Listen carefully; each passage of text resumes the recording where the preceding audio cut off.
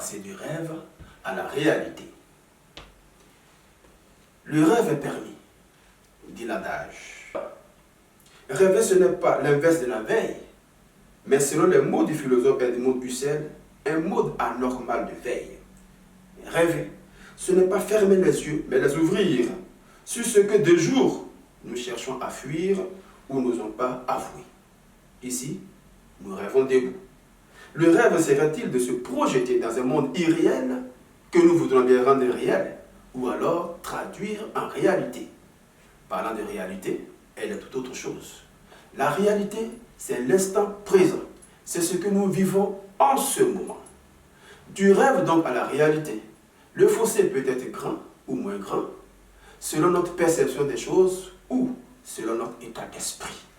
Alors, pour percer ce mythe, nous recevons sur notre plateau M. Bel-Ami Zakro, spécialiste d'éveil, conférencier et auteur, pour nous instruire sur les secrets de passer du rêve à la réalité. Bonsoir, M. Bel-Ami Zakro. Bonsoir, monsieur. Alors, votre nom est évocateur. Est-ce que c'est parce que vous êtes un bel ami de tous? Bien sûr, j'estime que l'amitié, sans amitié, eh bien, on n'a pas de vie. Donc, voilà. Alors, M. Bel-Ami Zakro, j'ai fait une sorte de présentation, mais est-ce que vous pourriez encore vous présenter à nos téléspectateurs? Alors, comme vous l'avez dit, eh bien, je suis Bel-Ami Zakro, passionné de science, dans le but d'aider chacun de nous, chaque individu, dans son quotidien, comment réussir son quotidien. Et donc, j'ai toujours eu cette volonté de pouvoir contribuer au bien-être et au succès des uns et des autres, voilà, du mieux que je peux. Donc, voilà un peu qui je suis. Alors, merci bien, monsieur Bel-Ami. Nous avons un thème évocateur, n'est-ce pas? Passer du rêve. Donc, comment passer du rêve à la réalité? Vous auriez bien entendu voulu aborder des axes, des sillons pour nous orienter. Alors, quels sont les grands sous-thèmes ou bien les axes que vous auriez voulu aborder, n'est-ce pas, pour pouvoir nous éclairer sur les secrets, pour nous conduire du rêve à la réalité?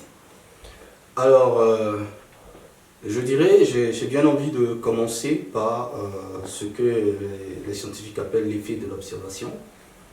Et voilà, j'aimerais aussi aborder le principe de l'intention et de l'attention.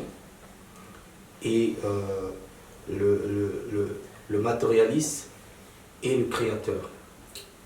Très bien. Donc, voici ces quelques points que je souhaiterais aborder.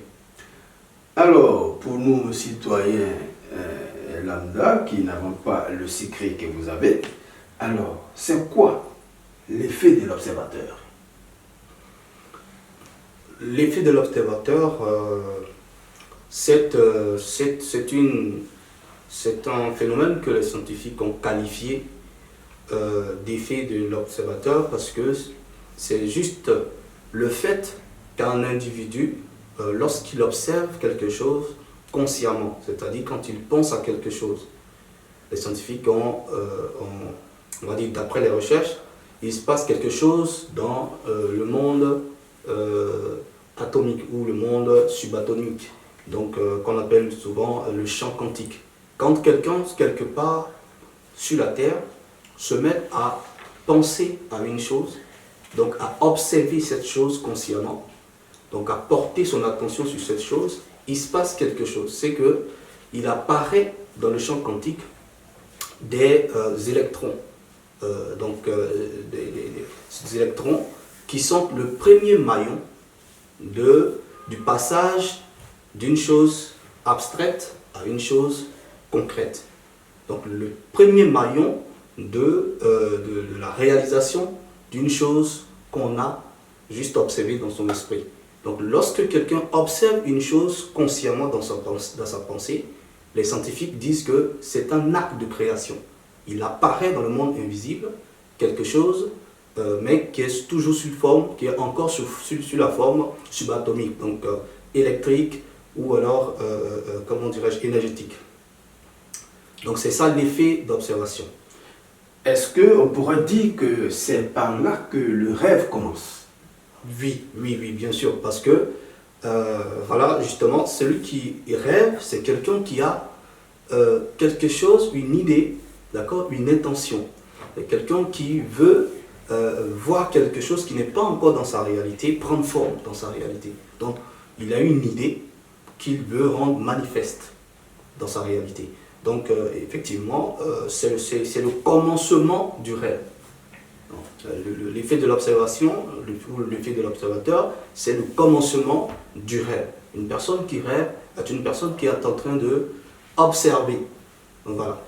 Maintenant, bon, de là, on passe directement au second point. Mais avant, Oui. avant de passer au second point, je voudrais bien qu'on fasse 2-3 pas en arrière, parce qu'ici on parle de rêve.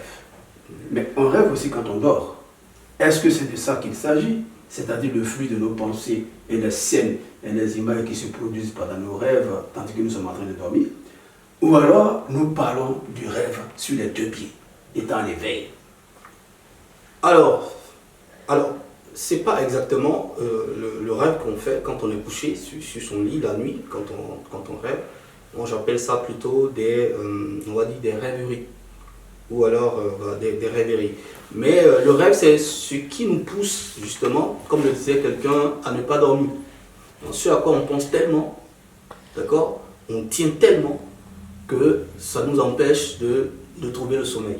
Donc, c'est presque une obsession, c'est presque une possession, c'est presque une habitation de quelque chose que nous voudrons voir se réaliser, nous voudrons voir se manifester dans notre réalité.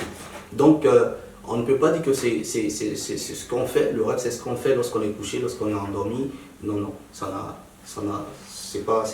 rien à voir. Ouais. D'accord. Tu as tout à l'heure parlé du principe de l'intention et de l'attention. Je crois que c'est cela. C'est ça, oui. Et c'est ce que tu voudrais bien aborder maintenant. Exactement, oui. Allons-y. Qu'est-ce qu'on entend par là? Alors, le principe de l'intention et de l'attention, alors, d'après les recherches, on a découvert, les scientifiques ont découvert que plus votre attention est posée sur une chose, plus il y a des chances que cette chose se réalise, prenne forme ou vous arrive. D'accord? Et contrairement à cela, quand vous arrachez votre attention sur une chose, eh bien, il se trouve que cette chose commence à se désintégrer, elle commence à ne plus exister, elle commence à disparaître dans votre réalité. Donc c'est pourquoi d'ailleurs, souvent, les scientifiques disent que pour créer le futur, il faut souvent effacer sa mémoire. Parce que tant que la mémoire est là, la mémoire c'est une gélation de réalités passées, d'accord, qui sont encore vivantes dans notre subconscient ou dans notre mémoire. Donc pour créer le futur, il faudra que l'attention soit posée sur le futur ou sur sur des choses futuristes, d'accord? Mais quand la pensée est toute constamment en train de grignoter la mémoire, ce qui s'est passé dans le passé, la mémoire qui est une gélation qui reflète le passé, quand notre conscience est toujours posée sur le passé, en train de grignoter le passé, il se passe que ce qui se passe, c'est que on commence à avoir un état d'esprit rétrograde, au lieu d'avoir un état d'esprit futuriste. Oui. D'accord? Donc, le principe de l'intention et de l'attention, c'est ce principe scientifique qui veut que tout individu qui porte un rêve, qui veut réaliser quelque chose, eh bien, pose son attention plutôt sur cette chose que sur tout ce qui est peut-être autour. Donc, par exemple, alors, il y a des personnes, d'après les recherches et les statistiques, la peur de l'échec est la principale cause de l'échec. Ah ouais. La peur de l'échec est la principale cause de l'échec. Et pourquoi la peur de l'échec cause comment dire, l'échec, c'est parce que celui qui a peur est une personne comment dire, qui est obsédée par, par la négation. Son esprit est toujours tourné vers la négation. Tout à fait. C'est-à-dire, au lieu de voir le but, il voit les problèmes qui peuvent empêcher le but de se réaliser. Donc, l'objectif d'être réalisé, d'être atteint. Donc, quand on n'a pas effectivement appris qu'il faut plutôt s'entraîner, d'accord, par des pratiques comme le recueillement, que je conseille comme le recueillement, comme la méditation, comme la visualisation, comme la prière, d'accord. Quand on ne fait pas ce genre de pratiques, eh bien, on n'aide pas son esprit à être focalisé sur le futur, sur l'objectif, mais on passe son temps très souvent à grignoter ce que la mémoire a gardé dans l'esprit. Alors que la mémoire fait penser, ramène toujours dans le passé, au fait. Mais les scientifiques disent que ton énergie va là où est posée ton attention. Et l'énergie, c'est ce qu'on prend pour créer, c'est ce qu'on prend pour avoir de l'inspiration, ce qu'on prend pour attirer. Donc si ton énergie va toujours là où tu poses ton attention, si ton attention est posée sur des choses du passé, en train de grignoter des choses du passé, ce qui se passe, c'est que ton énergie va là-bas et reproduit le passé. D'où la vie de routine. D'où les gens ont une routine. Ils ont l'impression qu'ils veulent des choses, mais il arrive toujours le contraire de ce qu'ils veulent. Ou bien ils se répètent. Leur vie est une routine, une répétition de la même chose. Donc il faut réapprendre, il faut apprendre à se souvenir de son futur que de se souvenir de son passé. Donc c'est là le principe de l'intention. Il faut se souvenir de son futur. Mais comment peut-on se souvenir du futur qui n'est pas encore arrivé? Justement, c'est pourquoi je parle de pratiquer certaines choses qui sont la prière, d'accord, la méditation et le recueillement. Bon, peut-être que ça fera l'objet d'une autre intervention, mais ce sont des choses qui aident à pouvoir fixer dans la conscience de l'homme, à pouvoir fixer dans votre conscience des idées futuristes. Donc à aider votre conscience à toujours se souvenir de son futur que de se souvenir, plutôt de se souvenir de son passé. Parce que le passé est très souvent douloureux, il y a eu des déceptions, et puisque le cerveau a tendance à privilégier la négation, voilà, c'est pourquoi dans le principe de, comment dirais-je, chez les pilotes, quand un pilote est en plein vol, en plein vol, quand il y a un danger, on ne lui dit pas il y a un danger à gauche, va à droite, parce qu'à gauche il y a un danger. Si tu lui dis ça, d'après les scientifiques, il fonce tout droit dans le danger. Donc, parce que le cerveau ne comprend pas la négation. Donc au lieu de dire qu'il y a un danger à gauche, tu dis plutôt que va à droite. Tu dis au pilote, va à droite. Mais si tu dis au pilote, va à gauche, parce que, va à droite parce qu'à gauche, c'est dangereux. C'est dangereux à gauche, ne va pas en gauche, à gauche, il ira en gauche. Donc, il faut donc apprendre à se souvenir de son futur, et donc pas de son passé. Donc, il faut que la conscience soit tout le temps tournée. Donc, c'est ça l'intention. Il faut toujours que ton attention soit posée sur ton intention. Tout à fait. Très bien, je crois que j'allais même bien demander l'éclaircissement, mais je crois que c'est bien clair. Il faut que l'attention soit posée donc sur l'intention. Et les deux ensemble, n'est-ce pas, donneront certainement un bon résultat. Exactement. Et ça fait partie des secrets pour percer le mythe, n'est-ce pas, du rêve à la réalité. Absolument. Alors, nous allons toujours aborder, selon les axes que vous avez donnés, je crois que vous avez également parlé, donc, n'est-ce pas, du regard du matérialiste. C'est quoi le regard du matérialiste? Eh bien, si vous voulez, le regard du matérialiste, c'est comment est-ce que un matérialiste, une personne matérialiste, observe la vie et puis s'engage, aborde la vie. D'accord? Ses challenges, son quotidien et tout ça. Le matérialiste, c'est une personne qui a tendance à agir et réagir en fonction de ce qu'il voit, de ses cinq sens, ce qu'il entend, ce qu'il voit, ce qu'il il ressent ou il sent. Et donc, il est basé sur ce qu'il voit. D'accord? Et donc, s'il est en joie, c'est parce qu'il voit ou il entend une raison d'être en joie. Alors que le Créateur n'a pas cette façon, a une autre manière d'aborder la vie, le quotidien. C'est-à-dire que s'il est en joie, c'est pas parce qu'il y a implicitement, d'accord, ou explicitement, pardon, une raison d'être en joie. Alors ici, donc, vous opposez, n'est-ce pas, le regard du matérialiste au regard du créateur. Exactement. Voilà, il fallait que ce soit un peu clair pour nos téléspectateurs. Allons-y. Oui, donc voilà, donc c'est deux types de personnes complètement différents qui opèrent sur la Terre. Généralement, d'après en tout cas les sondages, les gens sont plus matérialistes que créateurs. Mais justement, c'est parce que ce concept n'est pas enseigné à l'école, c'est pas dans nos universités, voilà, pour que les gens ne se focalisent pas sur ce qu'ils voient. Par exemple, si vous avez, on vous annonce une bonne nouvelle, que vous venez de décrocher un job. Le matérialiste, lui, sera content parce il n'est en joie que parce qu'il a reçu une bonne nouvelle, qu'il a décroché un job. Mais, donc il est en joie pour ça. Mais s'il n'a pas de job, il peut être stressé tout le temps, il peut être un peu anxiogène, il peut être même susceptible, il peut être dépressif, il peut être donc la réalité matérielle. Donc les réalités matérielles ont tendance à conditionner ce qu'il est, ont tendance à déterminer quel type de personne il est. Mais le créateur n'est pas conditionné par son environnement, parce qu'il voit par tout ce qui est matériel. Il est conditionné par sa conscience, d'accord, par sa conscience. Et donc, il est par exemple, je prends un exemple simple, hein. Le matérialiste sera content parce qu'on lui a dit que peut-être son concours a marché, ou son examen a marché, ou il a eu un grand marché, si c'est un entrepreneur, il a eu un grand partenaire, et il a plus de confiance, il est souriant, et il est enthousiaste.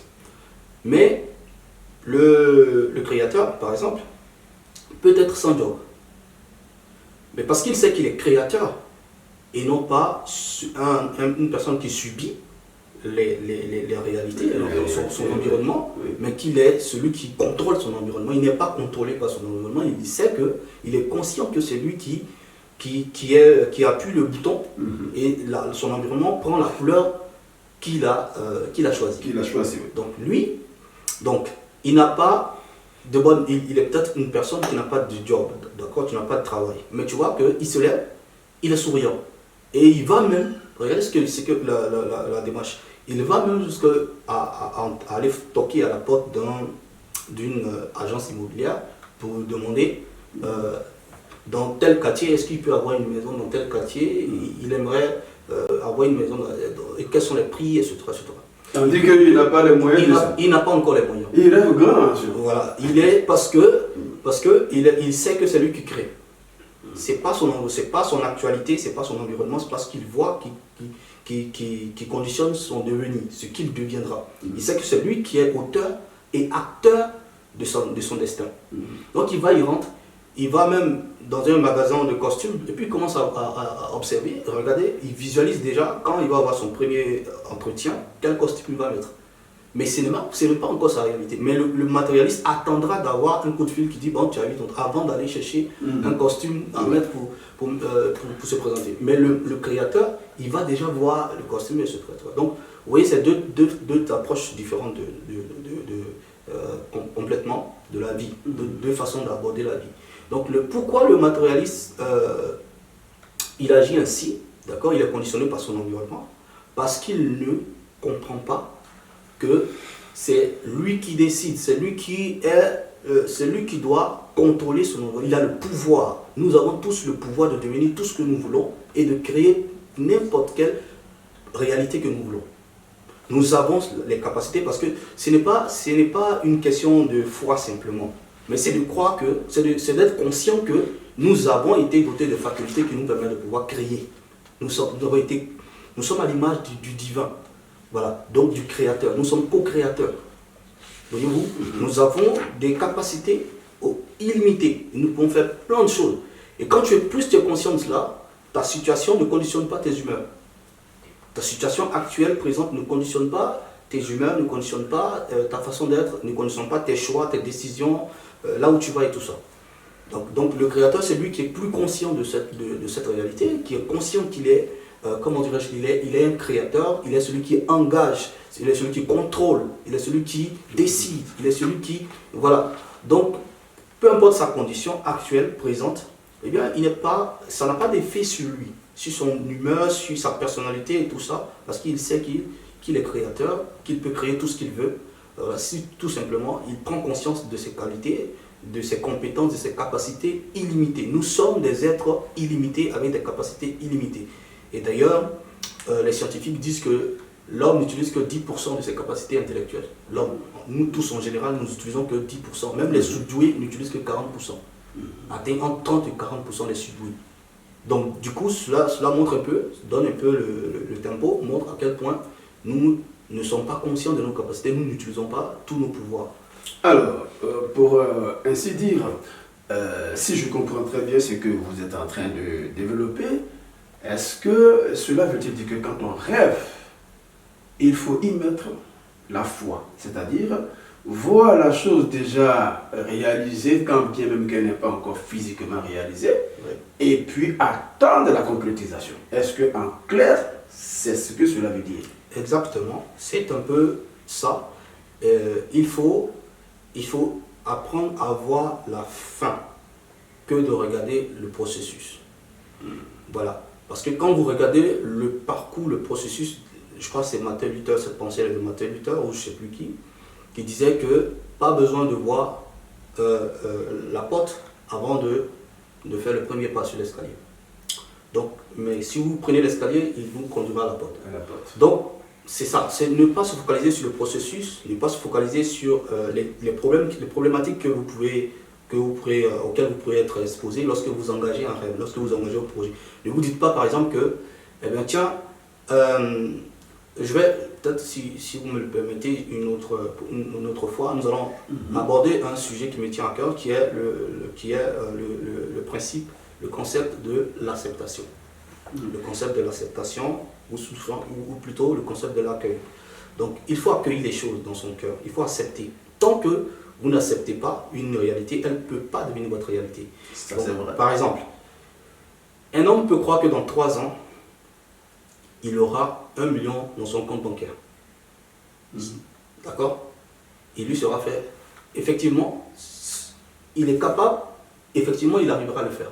Mais rien ne prouve qu'il n'aura pas pu le faire en 3 mois. Tout à fait, oui. C'est parce qu'il a accepté. En 3 ans. 3 ans. Ouais.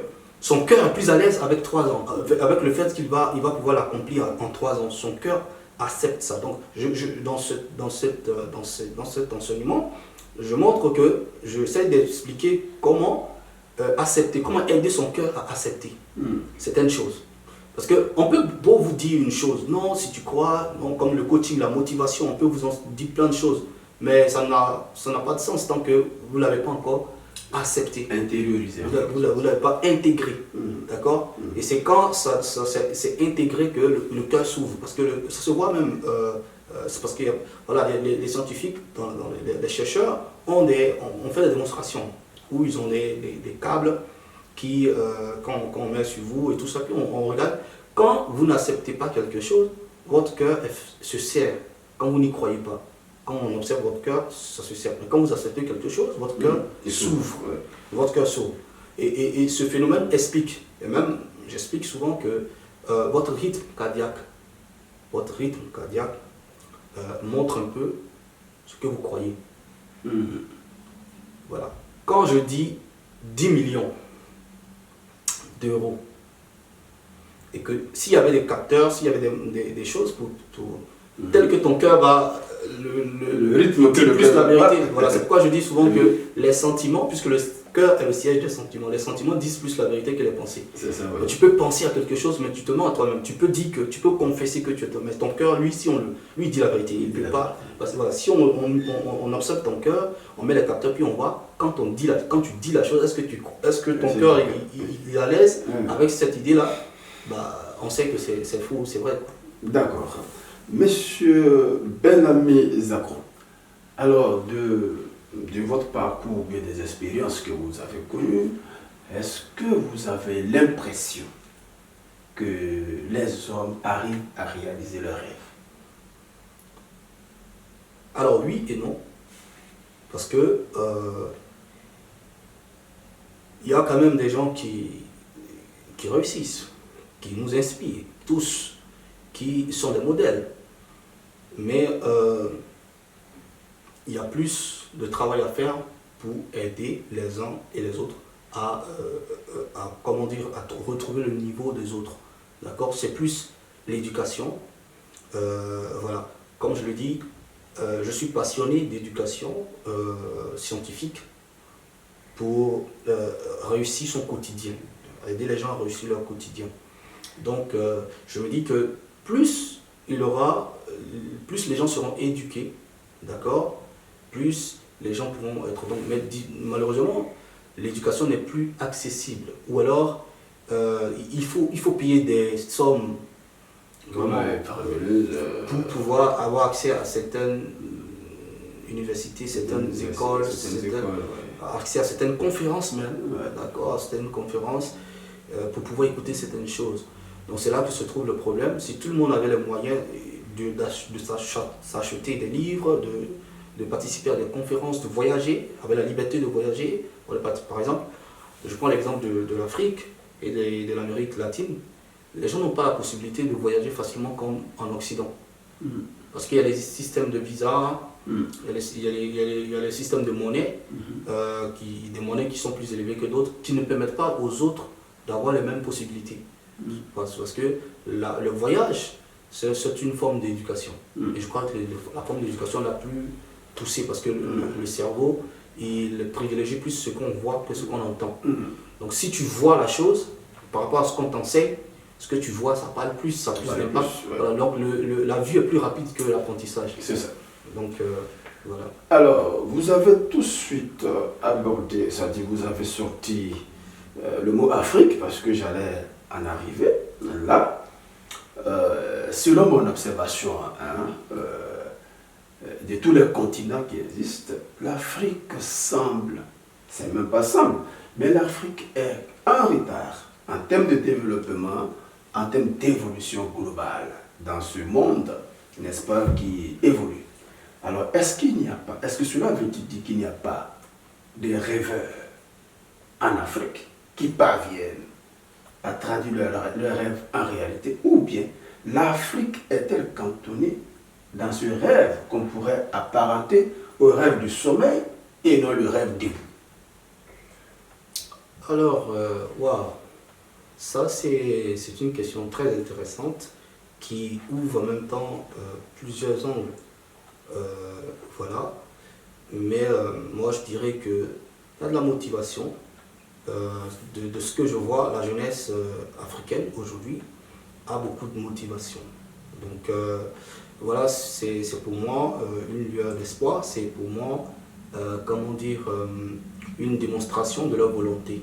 Donc quand il y a la volonté, eh bien tout devient possible. Maintenant il faut mettre les moyens. Le problème va se situer aux moyens. Il faut donner les moyens aux Africains de, comme je le disais tantôt, de voyager, de se déplacer. D'accord, et de découvrir d'autres choses. Et ensuite, il faut accompagner au travers d'éducation, au travers de suivi, de coaching, d'accompagnement. En fait, il faut donner des bourses d'études. Il faut permettre aux Africains d'aller apprendre. D'accord, mais sinon, il y a la motivation. Et j'ai l'habitude de dire ceci. Souvent, on pense que les pauvres sont des paresseux qui passent leur temps à dormir. D'accord, et à rêver, comme vous le disiez tout à l'heure, qui passent le temps à rêver en dormant. Mais non. D'après ce que j'ai fait, d'après mes recherches, j'ai réalisé que les pauvres travaillent plus que les riches. Mesdames et messieurs, nous allons passer à la publicité et la suite, ça sera pour tout de suite.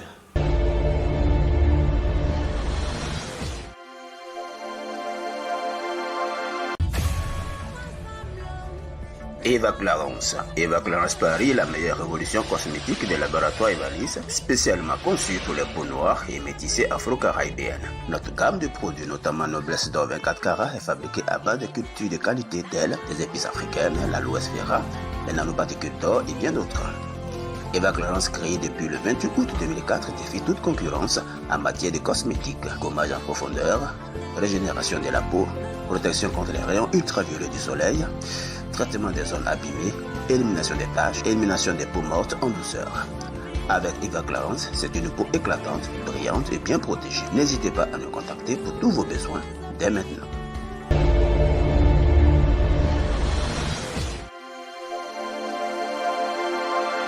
D'après ce que j'ai fait, d'après mes recherches, j'ai réalisé que les pauvres travaillent plus que les riches.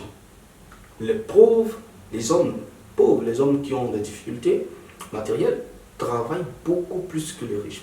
Là, l'exemple, c'est que les riches ont besoin d'ouvriers tout le temps dans leur cours. Des personnes, des serviteurs, des servantes qui viennent tout le temps. Et donc, et faire des concerts éducatifs.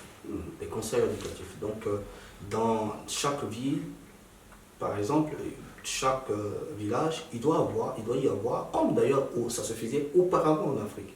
Vous savez, souvent, on oublie que la science, la technologie vient de l'Afrique. Oui, la science, la technologie et la grandeur même, la grandeur vient de l'Afrique, l'Égypte antique, le Soudan antique, d'accord, l'Empire du Mali, de l'Antiquité, l'Empire méroé. Je peux vous citer plein d'empires qui étaient avancés en technologie. Il y a même des Africains qui ont inventé plein d'écritures, même au XVIe siècle. Il y a un Camerounais qui avait inventé une écriture, un roi camerounais qui s'appelait, le nom est un peu difficile pour moi, il avait inventé une écriture, mais il a été tué ensuite par les envahisseurs. Parce qu'il voulait, dans son village, il y avait même des bitumes, ça avait été bitumé, les routes étaient tracées de façon incroyable. Voyez-vous, il y a des Portugais il y a des histoires, il y a des textes écrits sur le passé africain. Nous étions très. Voilà, donc il faut revenir à ça en fait. Il faut revenir à ça. Dans chaque village, dans chaque ville, il faut avoir un centre culturel. D'accord, un centre culturel où on anime des conférences, où on éduque, où on parle de sujets, comment dirais-je, qui concernent le quotidien des Africains, afin qu'ils puissent se saisir de cela. Voilà, ajouter à cela les possibilités d'aller étudier ailleurs, d'aller se former et tout ça. Donc, nous devons avoir accès, en Afrique, les gens ont besoin d'avoir accès à l'éducation. D'accord, à l'éducation dans la pratique comme dans la théorie. Mais ce que nous constatons, comme vous le dites si bien, il faut que les Africains voyagent, mais spécifiquement dans le cadre d'études et d'apprentissage. Mais ce que nous constatons, c'est que c'est toute la jeunesse africaine qui se retrouve sur les océans et qui meurt en masse. Et qu'est-ce qui explique cela? La fuite de la pauvreté ou bien nous ne savons pas. Mais c'est une trame, n'est-ce pas, j'allais dire intercontinentale, de constater que cette jeunesse africaine, au lieu de voyager dans des cartes d'études, voyage, n'est-ce pas, pour pouvoir fuir une certaine réalité. Quel est votre regard là-dessus? Mon regard est simple. C'est le désespoir qui fait ça. Quand les gens se disent qu'ils n'ont plus rien à perdre, en fait.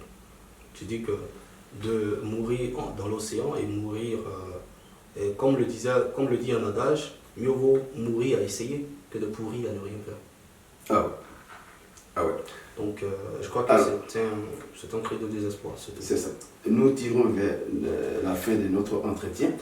Alors, monsieur El-Lami Zakro, est-ce que vous avez vraiment un appel à lancer à la jeunesse, à la population, en fait, au monde entier, dans le cadre de pouvoir avoir les secrets, de traduire les rêves en réalité? Quel est votre appel à lancer à tous ceux qui vous regardent, à nos téléspectateurs en ce moment? Oui, ici même en France, il ne faudra pas oublier, ici en France comme même aux États-Unis, il y a la pauvreté.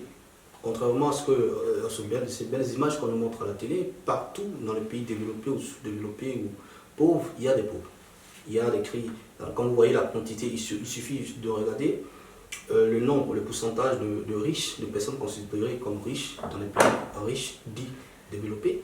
Vous allez voir qu'il y a plein de pauvreté, plein de personnes suicidaires, plein de personnes désespérées, plein de personnes qui n'ont pas. Donc c'est partout, c'est pas qu'en Afrique, c'est partout. Donc c'est pas. Voilà. Donc je vais dire ce que j'aurais à dire, c'est qu'il n'y a pas de fatalité. Pas de fatalité. Donc d'après mes recherches, l'espoir est permis. Tout est possible. Et les gens doivent. Ce que j'aimerais dire, c'est que les gens doivent réaliser que l'être humain a été équipé par la nature, par le divin, d'accord, de toutes sortes d'équipements pour être à sa propre charge. Ok? Donc, nous n'avons pas besoin de quelqu'un, entre guillemets. Nous n'avons pas besoin de... Nous sommes équipés naturellement. Alors, dans certains sujets, j'aborde la technologie biologique de l'être humain, la technologie biologique de l'être humain, où je montre un peu comment un être humain peut, sans aller à la pharmacie, sans aller à l'hôpital, s'auto-guérir de plusieurs maladies qui traînent et qui tuent pour rien. Parce que tout simplement, nous ne sommes pas éduqués sur des principes d'auto-guérison. De la même manière, je dis aujourd'hui aux uns et aux autres qu'il est possible d'atteindre le sommet, de passer du rêve à la réalité si nous avons les bonnes informations. D'accord? Aujourd'hui, la recherche a fait des découvertes extraordinaires qui permettent à celui qui a l'information, qui est éduqué un tout petit peu, okay, de pouvoir se prendre en charge et devenir la personne de son rêve et atteindre toutes sortes de sphères et devenir, comment dirais-je, une personne, une grande personne, une personne respectée, respectable, une personne inspirante. Nous avons les armes, nous sommes dotés d'intelligence extraordinaire, de capacités illimitées. Nous sommes des créatures divines. Nous n'avons pas de limite. Ok? Peu importe ce que vous voulez réaliser, peu importe ce que vous voulez faire, vous en êtes capable. Il suffit de prendre conscience tout simplement de ces capacités, de qui nous sommes en réalité. Comme le disait Greg Braden, c'est quelqu'un que je suis beaucoup, qui est un excellent conférencier, il est américain. Il disait que nous ne sommes pas ce que la science et l'éducation, les universités du passé, une certaine science, une certaine éducation passée nous a donné comme définition, nous a défini. Et il a même écrit un ouvrage comme ça, dans cet ouvrage, il explique que quand on dit qu'on était le produit du hasard, théorie de Big Bang, je sais pas, tout ça ne tient pas. Nous sommes des êtres extraordinaires, extrêmement extraordinaires. Même, il a développé des thématiques dont je crois fortement, ou même la durée de vie. Nous s'est montré que la durée de vie, nous pouvons vivre jusqu'à 200 ans. Ah bon? Ah oui, nous pouvons vivre. Et bon, ça, si je le dis comme ça, mais dans la réalité, il y a eu un homme du nom de certain Chinois qui a existé, dont son histoire est documentée, qui a vécu plus de 200 ans. D'accord? Dans nos villages, on voit des personnes qui vivent 120 ans, 130 ans. Est-ce que c'est parce que ces personnes-là sont spéciales, ils ont une grâce divine ou spéciale? Non. C'est une chose. C'est un principe qu'il faut appliquer pour pouvoir avoir accès à tout ça. Donc, il est possible de pouvoir vivre longtemps, il est possible de pouvoir vivre en bonne santé, il est possible de devenir riche, il est possible de faire des affaires et de prospérer. Mais dans tous les domaines, il faut des informations. Il faut avoir les bonnes informations. Et puis, tout devient possible.